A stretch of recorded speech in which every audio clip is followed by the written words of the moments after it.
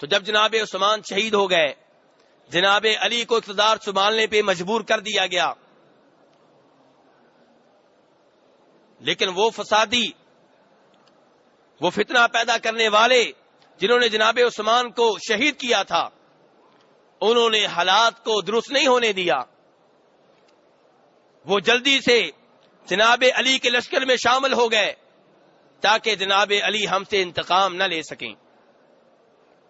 امیر معاویہ رضی اللہ عنہ، جن کا قبیلے کے لحاظ سے، رشتہ داری کے لحاظ سے جناب عثمان سے گہرا تعلق ہے، ان کا مطالبہ تھا کہ جناب عثمان کے قاتلوں سے قصاص لیا جائے، ان کو قتل کیا جائے۔ جناب علی رضی اللہ عنہ کا موقف یہ تھا کہ پہلے حالات ٹھیک ہو جائیں، معاملات مکمل طور پہ میرے ہاتھ میں آ جائیں، تب میں جناب عثمان کے قاتلوں سے بدلہ لوں گا۔ یہ اختلاف تھا۔ ادھر بھی صحابی ہیں جناب علی رضی اللہ عنہ، بلکہ چوتھے خلیفہ آل بیت میں سے جن کا مقام و مرتبہ صحابہ کرام میں بہت بلند ہے، اور ادھر امیر معاویہ ہیں رضی اللہ تعالی عنہ، جو مقام و مرتبہ کے لحاظ سے جناب علی کا مقابلہ نہیں کر سکتے، لیکن صحابہ کرام میں سے وہ بھی ہیں۔ اور ہمیں اپنی زبان بند رکھنی ہے، نہ جناب علی کے خلاف کوئی بات کرنی ہے، نہ جناب امیر معاویہ کے خلاف کوئی بات کرنی ہے۔ کسی بڑے امام نے کہا تھا کہ اللہ کا شکر ادا کرو، تم اس زمانے میں نہیں تھے، تمہاری تلوار کسی صحابی کے اوپر نہیں چلی، نہ جناب علی کے اوپر، نہ جناب امیر معاویہ کے اوپر۔ اب اللہ نے تمہاری تلواروں کو، تمہارے ہاتھوں کو محفوظ رکھا، اللہ نے تمہارے اوپر احسان کیا، اب اپنی زبانوں کے اوپر کنٹرول رکھو۔ میرے بھائیوں، دردمندانہ طور پہ اپیل کرتا ہوں کہ صحابہ کرام کے معاملات میں جج بننے کی کوشش نہ کریں۔ کئی لوگوں نے جج بننے کی کوشش کی، جج بنتے بنتے کہیں دور جا نکلے، کیونکہ جب صحابہ کرام کے درمیان آپ جج بنیں گے تو کیا ہوگا؟ کسی ایک کے اوپر جرا کریں گے، کسی ایک کو ظلم و ستم کا نشانہ بنائیں گے، اپنی آخرت کو تباہ و برباد کر بیٹھیں گے۔ اس لیے صحابہ کرام کے مابین جج نہیں بننا۔ امام ابو زرع بہت بڑے امام ہیں، بہت بڑے محدث ہیں، انہوں نے کہا تھا کہ وہ لوگ جو صحابہ کرام کے خلاف گفتگو کرتے ہیں، یہ کیوں کرتے ہیں، اس کا راز کیا ہے؟ وہ کہتے ہیں کہ وہ جانتے ہیں کہ قرآن پاک ہم تک پہنچا تو صحابہ کرام کے ذریعے، احادیث نبویہ پہنچی تو صحابہ کرام کے ذریعے، یہ ہمارے گواہ ہیں۔ وہ لوگ ہمارے گواہوں کو مجروح کرنا چاہتے ہیں، داغدار کرنا چاہتے ہیں، اور ایسی حرکتیں کرنے والے زندیق ہیں، ملد ہیں۔ اور جب امام ابو حنیفہ رحمہ اللہ کے عظیم شاگرد جناب امام عبداللہ ابن مبارک رحمہ اللہ سے سوال ہوا کہ امیر معاویہ کے بارے میں آپ کیا کہتے ہیں رضی اللہ تعالی عنہ، تو جانتے ہیں انہوں نے کیا کہا تھا؟ اٹھائیے البدایہ والنہایہ حافظ ابن کثیر رحمہ اللہ کی۔ انہوں نے کہا تھا، مجھ سے اس آدمی کے بارے میں سوال کرتے ہو جس نے رسول اکرم صلی اللہ علیہ وسلم کے پیچھے نماز پڑھی، اور اللہ کے رسول نے جب یہ کہا سمی اللہ لمن حمیدہ، اللہ اس کی باتوں کو سنے، اس کی دعا کو سنے جو اللہ کی حمد و ثنا بیان کر رہا ہے، تو امیر معاویہ نے پیچھے کہا تھا ربنا ولک الحمد۔ اللہ کے رسول نے بطور امام کیا کہا؟ سمی اللہ لمن حمیدہ، کہ اللہ اس آدمی کی دعا کو سنے جو اللہ کی حمد و ثنا بیان کرتا ہے۔ اور امیر معاویہ نے باقی مقتدیوں کے ساتھ مل کر اپنے امام جناب رسول اکرم صلی اللہ علیہ وسلم کے پیچھے کہا ربنا ولک الحمد، اے اللہ ہر قسم کی حمد و ثنا تیرے لیے۔ اور جب عبداللہ ابن مبارک سے کسی نے یہ پوچھا کہ امیر معاویہ بہتر ہیں یا عمر بن عبدالعزیز،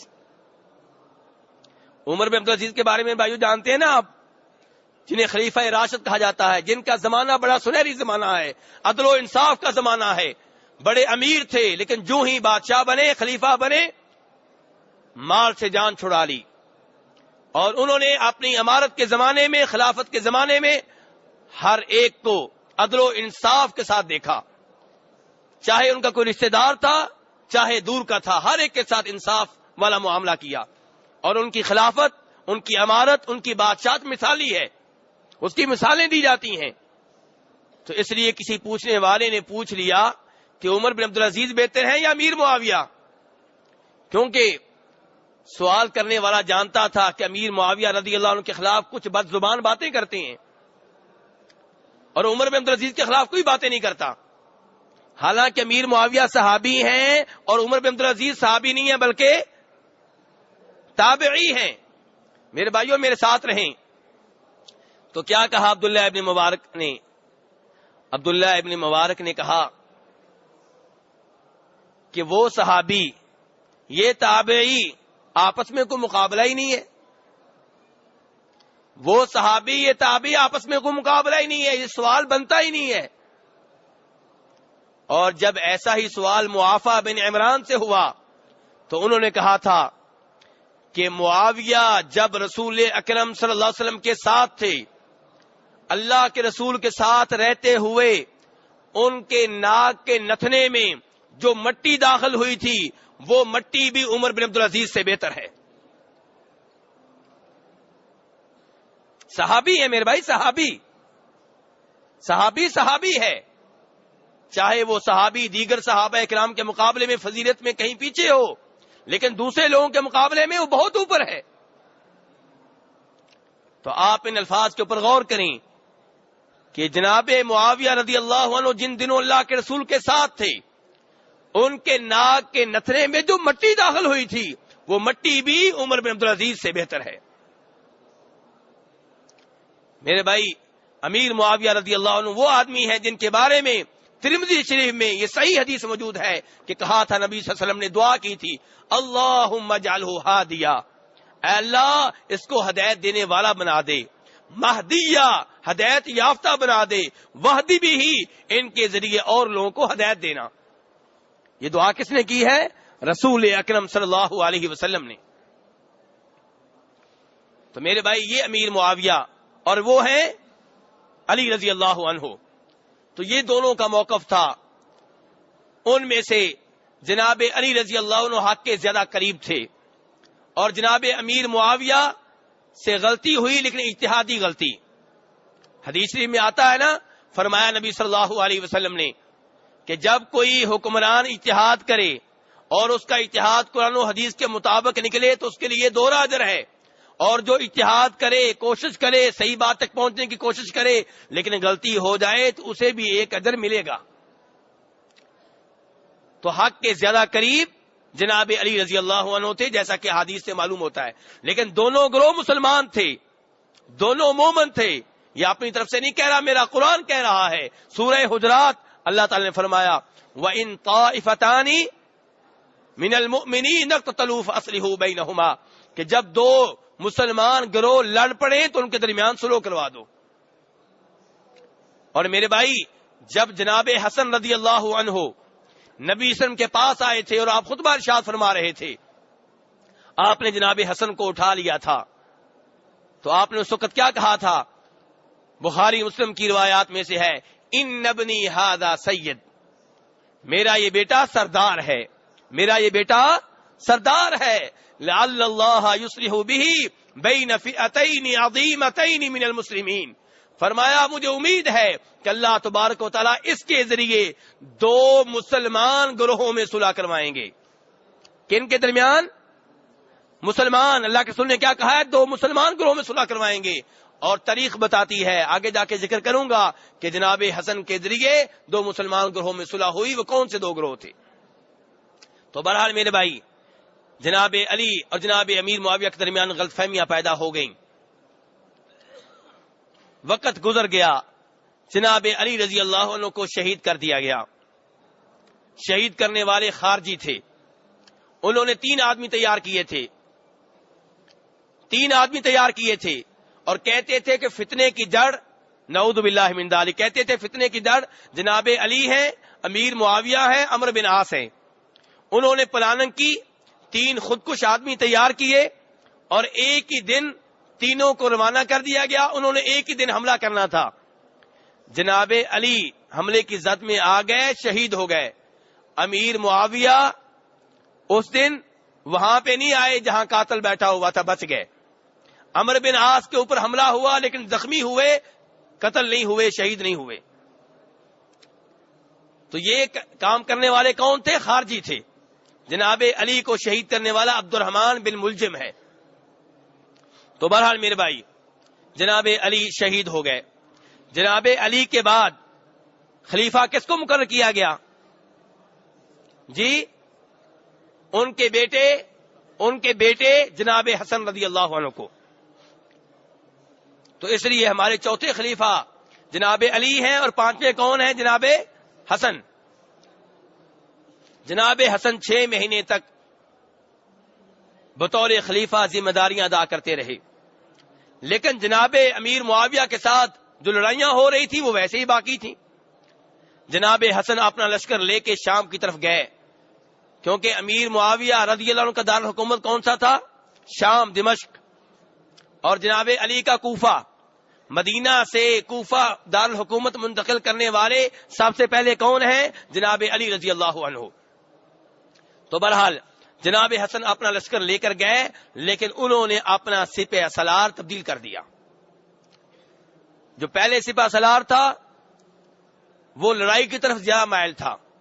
اب جس کو جناب حسن نے مقرر کیا یہ ایسا تھا جو لڑائی کی طرف بہت زیادہ مائل نہیں تھا.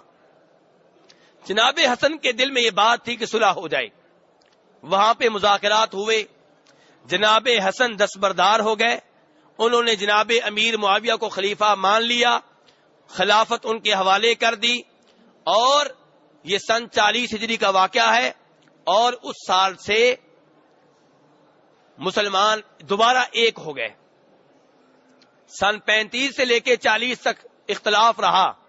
حقیقی معنوں میں خلیفہ جناب علی تھے، لیکن دوسری طرف جناب امیر معاویہ بھی ایک علاقے کی سربراہی سنبھالے ہوئے تھے. لیکن جب جناب حسن کا زمانہ آیا وہ دستبردار ہو گیا کس کے حق میں؟ اب جناب حسن نے مسلمانوں کی حکومت جس کے حوالے کی ہے، خلافت جس کے حوالے کی تھی ہے، اس کو اچھا سمجھتے تھے کہ نہیں سمجھتے تھے؟ اچھا سمجھتے تھے، اسی لیے تو خلافت اس کے حوالے کی ہے. ورنہ جناب حسن مر جاتے، شہید ہو جاتے، لیکن حکومت ان کے حوالے نہ کرتے. تو بہرحال مسلمان ایک دفعہ پھر ایک ہو گئے. جناب معاویہ کا زمانہ 40-41 سے لے کے سن 60 ہجری تک کا ہے. تو ہمارے 5ویں خلیفہ جناب حسن ہیں، چھٹے کون ہیں؟ امیر معاویہ. سن 40-41 سے لے کے سن 60 تک وہ خلیفہ رہے. سن 56 ہجری میں جناب امیر معاویہ رضی اللہ عنہ نے سوچا کہ میں اپنا جانشین مقرر کر دوں. جانشین کس کو مقرر کروں؟ اس سلسلے میں کئی ایک نمونے ان کے سامنے تھے. ایک نمونہ یہ تھا کہ رسول اکرم صلی اللہ علیہ وسلم فوت ہوئے لیکن آپ نے اپنا خلیفہ مقرر نہیں کیا. اشارے دے دیے کہ ابو بکر اس کے حقدار ہیں، لیکن واضح طور پہ نہیں کہا کہ میرے بعد میرے جانشین ابو بکر ہوں گے. جناب ابو بکر کی باری آئی تو انہوں نے واضح طور پہ اپنا جانشین مقرر کر دیا. کس کو؟ جناب عمر فاروق کو. جناب عمر فاروق کی باری آئی تو انہوں نے نہ تو واضح طور پہ ایک آدمی کو اپنا جانشین مقرر کیا اور نہ ہی انہوں نے اس معاملے میں خاموش رہے، بلکہ انہوں نے 6 آدمی مقرر کر دیے کہ یہ کسی ایک کو اپنے میں سے خلیفہ مقرر کر لیں گے. اللہ کے رسول کی باری کچھ اور ہوا، جناب ابو بکر کی باری کچھ اور ہوا، جناب عمر فاروق کی باری کچھ اور ہوا، اور جناب عثمان کی باری آئی تو انہوں نے بھی خلیفہ مقرر نہیں کیا. جناب علی کی باری آئی، انہوں نے خلیفہ مقرر نہیں کیا. جناب حسن کی باری آئی تو انہوں نے اپنی زندگی میں ہی اقتدار اور خلافت اور امامت جناب امیر معاویہ کے حوالے کر دی. امیر معاویہ کی باری آئی تو انہوں نے سوچا کہ میں اپنی زندگی میں ہی اپنا جانشین مقرر کر دوں. اور یہ کام اس سے پہلے کون کر چکے ہیں؟ جناب ابو بکر صدیق رضی اللہ عنہ. لیکن فرق یہ ہے کہ جناب ابو بکر صدیق نے جس کو جانشین مقرر کیا ہے وہ ان کا بیٹا نہیں ہے. جناب امیر معاویہ جن کا دارالحکومت دمشق میں تھا، شام میں تھا، وہ یہ سمجھتے تھے کہ اگر میں اپنے بیٹے کو جانشین مقرر کر دوں تو حالات پرامن رہیں گے، اگر کسی اور کو مقرر کیا گیا تو شاید پھر اختلافات شروع ہو جائیں اور معاملات بگڑ جائیں. یہ ان کا اجتہاد تھا، اس میں غلطی بھی ہو سکتی ہے، لیکن بہرحال انہوں نے اپنے بیٹے یزید کے بارے میں کہا کہ میں اس کو اپنا جانشین مقرر کر رہا ہوں، اور اس سلسلے میں انہوں نے مختلف شہروں میں جو ان کے گورنر تھے ان سے کہہ دیا کہ اپنے اپنے علاقے کے بڑے بڑے لوگوں سے یزید کے نام پہ ابھی سے بیعت لے لو۔ جناب حسین نے بیعت نہیں کی، اور بھی کچھ صحابہ کرام نے بیعت نہیں، انہوں نے بیعت نہیں یعنی کہ دی۔ لیکن جب امیر معاویہ فوت ہوئے، یزید نے اقتدار سنبھال لیا، تو اس نے اپنے گورنروں کے نام پیغام بھیجا کہ اب نئے سرے سے میرے نام پہ بیعت لی جائے، کیونکہ اب میں نے اقتدار سنبھال لیا ہے۔ ہر علاقے کے گورنر نے اپنے اپنے علاقے کے بڑے بڑے لوگوں سے بیعت لی۔ مدینہ کے گورنر کو بھی یہ لیٹر ملا، اس نے طلب کیا جناب عبداللہ ابن زبیر رضی اللہ عنہ کو اور جناب حسین رضی اللہ عنہ کو۔ عبداللہ ابن زبیر نے کہا کہ مجھے مہلت دی جائے، اس رات میں سوچتا ہوں پھر کچھ بتاؤں گا، لیکن رات ہی کو وہ مدینہ چھوڑ کے مکہ چلے گئے۔ جناب حسین کو بلایا گیا، ان سے بیعت لی گئی، تو انہوں نے کہا کہ اگر بیعت میں نے یزید کے نام پہ بیعت کی تو سب کے سامنے کروں گا، خفیہ طور پہ بیعت نہیں کروں گا، تو اگر میں نے بیعت دی تو دن کی روشنی میں کل دوں گا، رات کے اندھیرے میں میں یہ کام نہیں کروں گا۔ لیکن رات کو جناب حسین بھی مکہ روانہ ہو گئے، عبداللہ بن زبیر بھی مکہ روانہ ہو گئے، اور جناب حسین بھی مکہ روانہ ہو گئے، اور مہینہ تھا حج کا۔ دوسری طرف یہ اطلاع اہل کوفہ کو مل چکی تھی۔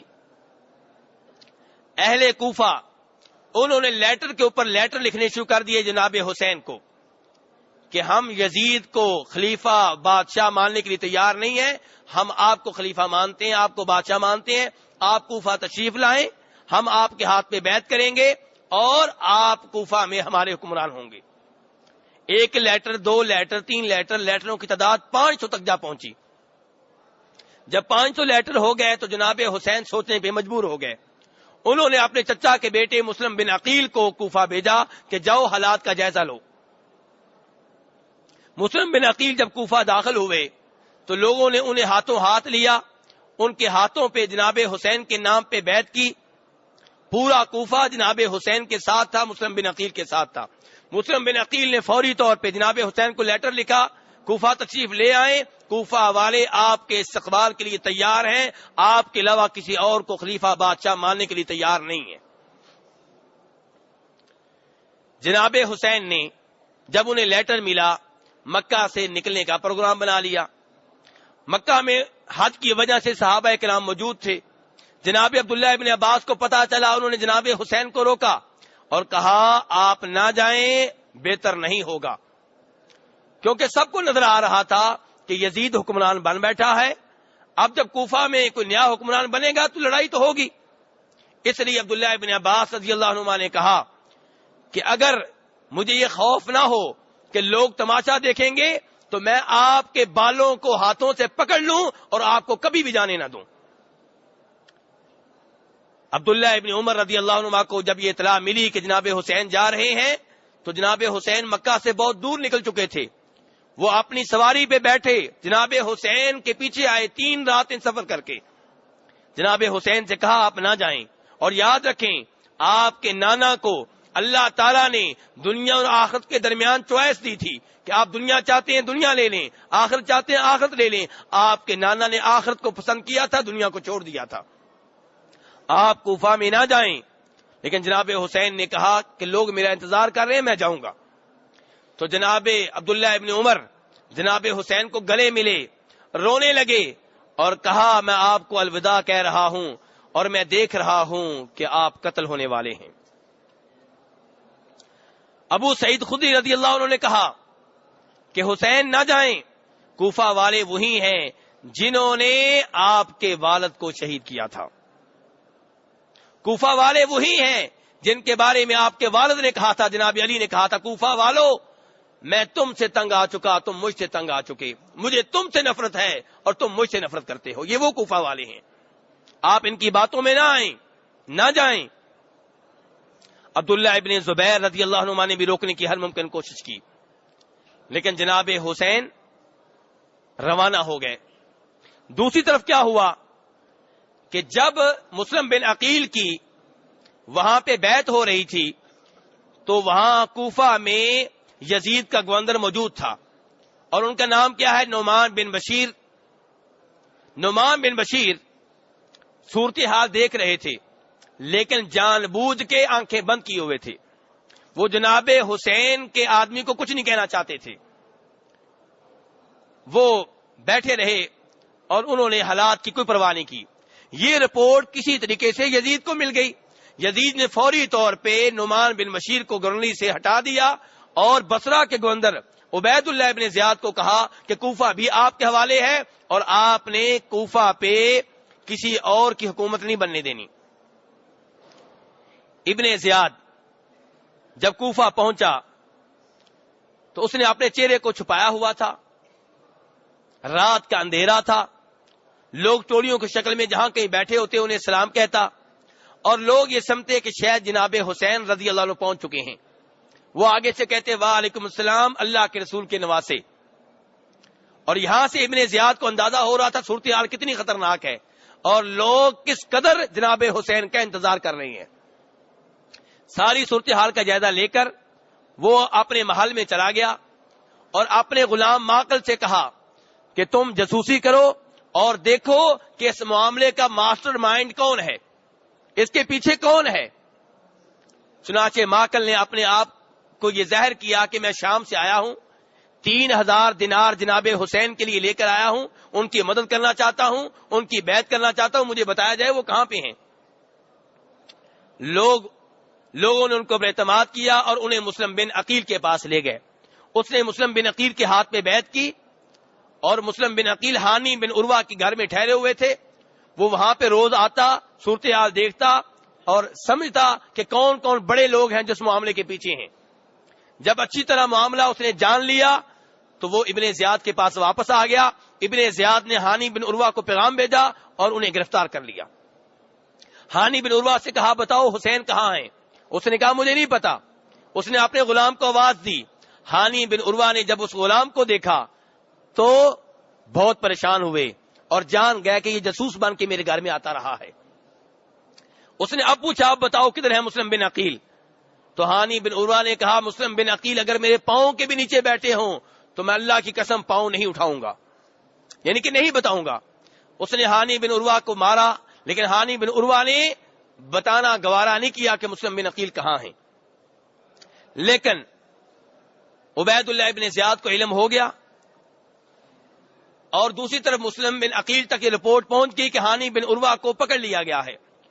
مسلم بن عقیل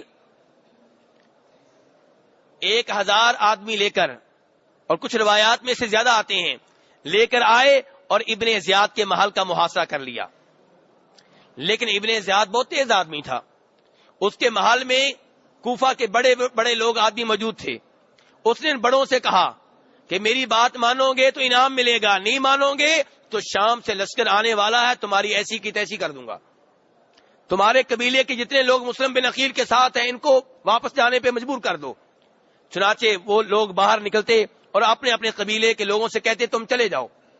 لوگ کوفہ والے جنہوں نے بیعت کی ہوئی تھی, موت کی بیعت کی ہوئی تھی, اب غداری کرنے لگے, واپس جانے لگے. اور رات کا وقت ہوا تو مسلم بن عقیل کے ساتھ صرف 30 آدمی رہ گئے تھے. اور جب کچھ اور وقت گزرا تو وہ 30 آدمی بھی جا چکے تھے. مسلم بن عقیل کوفہ کی گلیوں میں پناہ لینے کے لیے تنہا پھر رہے تھے, کوئی پناہ دینے والا نہیں تھا. یہ جنہوں نے لیٹر لکھے تھے, جو بادشاہ بنانا چاہتے تھے, جو یزید سے ٹکر لینا چاہتے تھے, انہوں نے یہ حال کیا جناب حسین کے بھیجے ہوئے ان کے چچا داد مسلم بن عقیل کا. مسلم بن عقیل نے ایک دروازہ کھڑکایا, بوڑھی عورت باہر نکلی, اس سے پناہ مانگی, اس نے پناہ دی, معاملہ بتایا, اس نے چھپا لیا ساتھ والے گھر میں, کھانا لا کر دیا, پانی دیا, اور اس بوڑھی عورت کے بیٹے نے جا کے ابن زیاد کو بتا دیا کہ مسلم بن عقیل ہمارے گھر میں چھپے ہوئے ہیں. مسلم بن عقیل کو گرفتار کر لیا گیا اور ابن زیاد نے ان کو پھانسی چڑھانا چاہا, قتل کرنا چاہا, تو اس نے کہا مجھے تھوڑی سی مہلت دے دو. مہلت دے دی گئی تو وہاں پہ سعد بن ابی وقاص کے بیٹے جناب عمر موجود تھے. جناب سعد بن ابی وقاص کے بیٹے عمر موجود تھے. تو عمر سے مسلم بن عقیل نے کہا یہاں پہ سب سے زیادہ میرا جو قریبی ہے وہ تم ہی ہو، تو میں تمہیں ایک پیغام دینا چاہتا ہوں، جناب حسین تک پہنچا دینا۔ اس نے کہا ٹھیک ہے۔ تو انہوں نے کہا کہ میں نے جناب حسین کو لیٹر لکھا تھا کہ کوفہ والے آپ کی خاطر جان دینے کے لیے تیار ہیں، آپ آ جائیں، یہ آپ کو خلیفہ بنائیں گے، بادشاہ بنائیں گے، اب ان کو پیغام بھیج دو کبھی نہ آئیں، اپنے آپ کو اور بچوں کو خطرے میں نہ ڈالیں، واپس چلے جائیں۔ جناب مسلم بن عقیل کو شہید کر دیا گیا، اور عمر نے یہ پیغام جناب حسین کی طرف بھیج دیا۔ جناب حسین کو جب یہ پیغام ملا تو انہوں نے واپس جانا چاہا، لیکن مسلم بن عقیل کے بیٹوں نے کہا ہم اپنے باپ کا بدلہ لیے بغیر واپس نہیں جائیں گے۔ جناب حسین نے کہا تم نہیں جاؤ گے تو میں بھی تمہارے ساتھ ہوں، چل پڑے۔ راستے میں ایک شاعر ملا جو کوفہ سے آ رہا تھا، عراق سے آ رہا تھا، جس کا نام ہے فرزدق، عربی زبان کا بہت بڑا شاعر ہے۔ جناب حسین سے ملا، بڑی عزت کی۔ جناب حسین نے پوچھا کیا حال ہے کوفہ والوں کا؟ انہوں نے کہا ان کے دل آپ کے ساتھ ہیں، لیکن ان کی تلواریں بنی امیہ کے ساتھ ہیں۔ کیا مطلب؟ لڑائی ہوگی تو تلوار آپ کے اوپر چلائیں گے، لیکن دلی طور پہ آپ سے محبت کرتے ہیں۔ یہ ایسی محبت ہے جیسی آج لوگ کر رہے ہیں، ماتم کرتے ہوئے ایسی محبت کی جا رہی ہے۔ تو بہرحال کیا کہہ رہا ہے وہ شاعر؟ کہتا ہے کہ ان کے دل آپ کے ساتھ ہیں، لیکن تلواریں ان کی بنی امیہ کے ساتھ ہیں، یعنی کہ یزید کے ساتھ ہیں۔ جناب حسین نے کہا اللہ المستعان، اللہ مدد کرے گا۔ چلتے رہے، قادسیہ مقام آیا تو وہاں پہ ابن زیاد کا لشکر پہنچ چکا تھا 1000 کی تعداد میں، اور ان کا قائد حر بن یزید تمیمی تھا۔ اس نے جناب حسین کو کہا کہ آپ واپس چلے جائیں، میں نہیں چاہتا کہ میں کسی ازمائش میں پڑوں۔ جناب حسین نے کہا میں تو واپس نہیں جاؤں گا۔ وہ آگے سے روکنے کی کوشش کرے، جناب حسین جانے کی کوشش کریں۔ آگے جا کے جناب حسین نے اس کو ڈانٹا اور کہا تمہاری ماں تمہیں گم پائے، پیچھے ہٹ جاؤ۔ حر بن یزید تمیمی نے کہا اگر یہ مجھے بات کوئی اور کہتا تو میں اس کو بھی جواب دیتا، اس کی ماں کو بھی جواب دیتا، لیکن میں کیا کروں، آپ کی ماں وہ ہے جو تمام جہانوں کی عورتوں کی سردار ہے۔